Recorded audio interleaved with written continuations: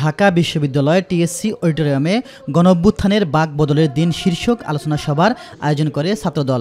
জুলাই আগস্টের গণঅভ্যুত্থানে যে পরিবর্তনশীল ছাত্র রাজনীতি গড়ে উঠেছে, আগামীতেও যুগের পর যুগ বাংলাদেশ জাতীয় ছাত্রদল ইনশাআল্লাহ এই পরিবর্তনশীল ছাত্র উপহার দিয়ে যাবে।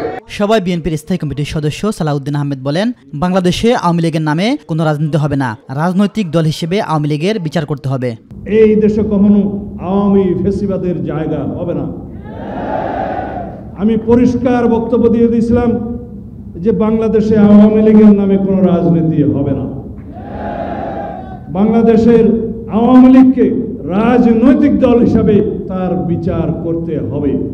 এদিকে সকালে রাজধানীর ইঞ্জিনিয়ার্স ইনস্টিটিউশনে জুলাই আগস্ট গণঅভ্যুত্থানের বর্ষপূর্তি উপলক্ষে বিএনপির পেশাজীবীদের আলোচনা সভার ভেন্যু পরিদর্শন শেষে সাংবাদিকদের সঙ্গে কথা বলেন বিএনপির স্থায়ী কমিটির সদস্য ডক্টর এজেডএম জাহিদ হোসেন।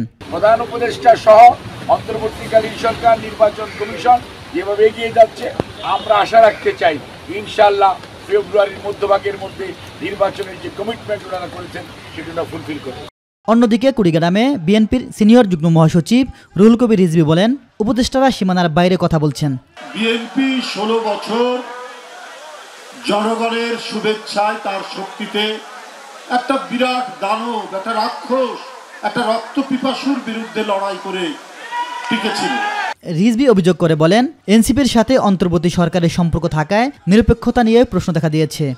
যারা অন্যায়ের সাথে আপোষ করতে জানেন না, তাদের সাথে জনগণ থাকে, তার প্রমাণ আজকে এই রূপগঞ্জ উপজেলায় এত বড়।